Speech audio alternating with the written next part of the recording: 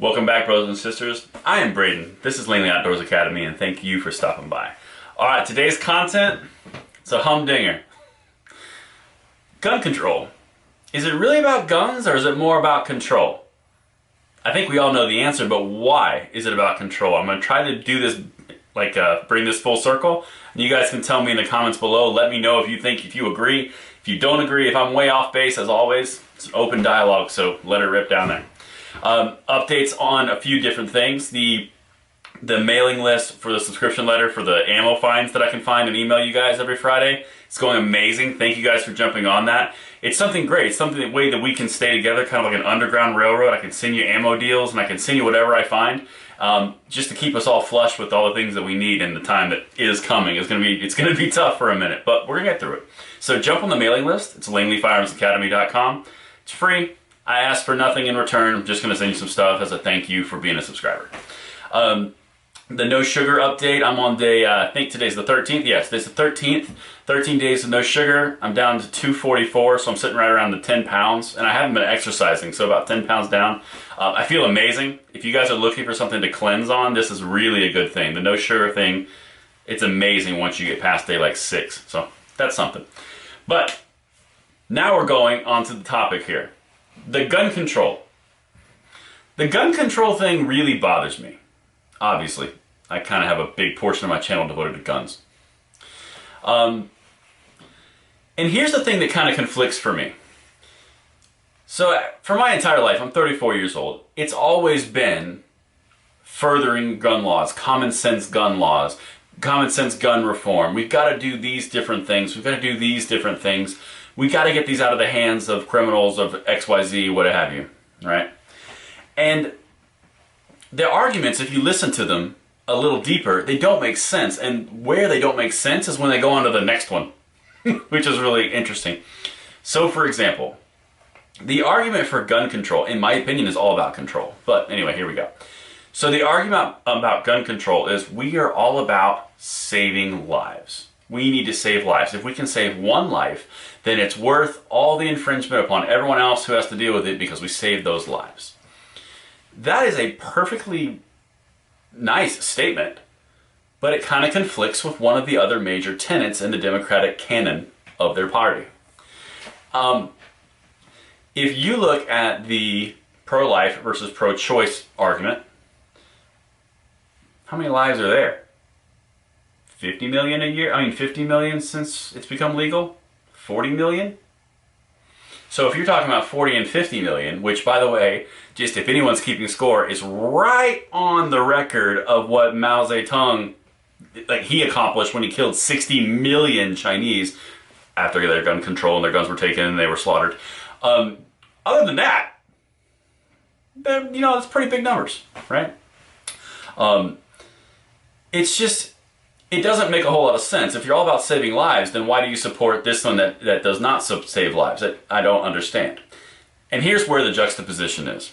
Flat out. The way that I see it, like I said, leave in the comments below if you agree. The thing that I see is they want guns out of the hands of everyday people because you have a system for that. You have a government for that. We can take care of the issues that you need a gun for, therefore you don't need guns. Therefore, everything is safer because there's no guns and the problems are solved because the government is here to take care of that.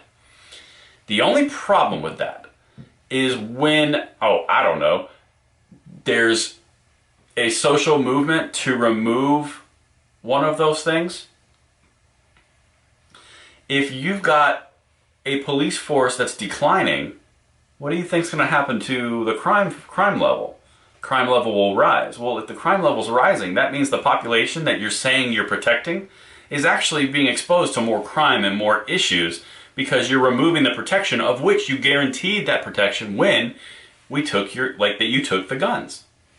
Chicago, for example, highest gun violence rate in the entire world, and there are active wars going on right now. There's no guns allowed there, but there's more gun violence. That doesn't make any sense. It sounds more like you're preventing people from taking care of themselves and being self-reliant and relying on the system, but then you're removing the system and they're just kind of left to the wolves because you've taken their means of protection. And that's kind of where we're going. For me, guns are not a bravado thing. Guns are not something that I feel more masculine because I know a lot about guns or I can do certain things with guns. For me, guns are a tool of self-reliance. It's about getting yourself and taking care of yourself should you need to. That's great. The police can take care of whatever they want. But what if the police don't get there for 20 minutes and I need to protect myself or my family? That's why I have guns. That's the whole point. So, in a roundabout weird way, it comes back to keeping themselves in power. So, here's what I mean. If you've got no guns in a population, and you've got a police force doing the job of what self-reliance used to be, you take away the police force, now you've got people who are completely vulnerable. They don't have access to the guns anymore, so what do?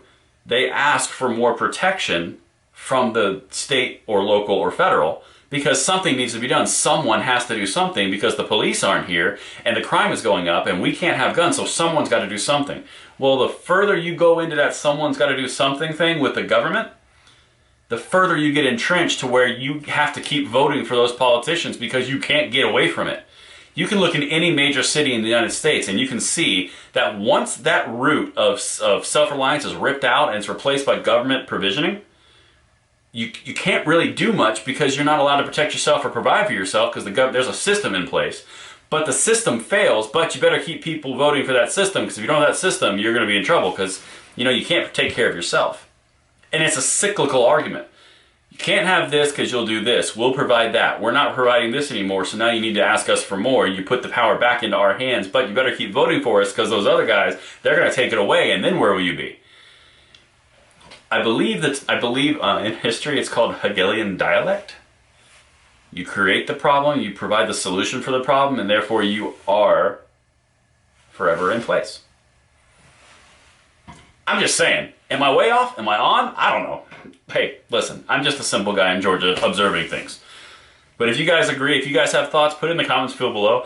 Today was the 13th day straight of content out of 31, so unless you guys have something else, I'm going to bounce out and I'll see you tomorrow. Stay safe out there, guys.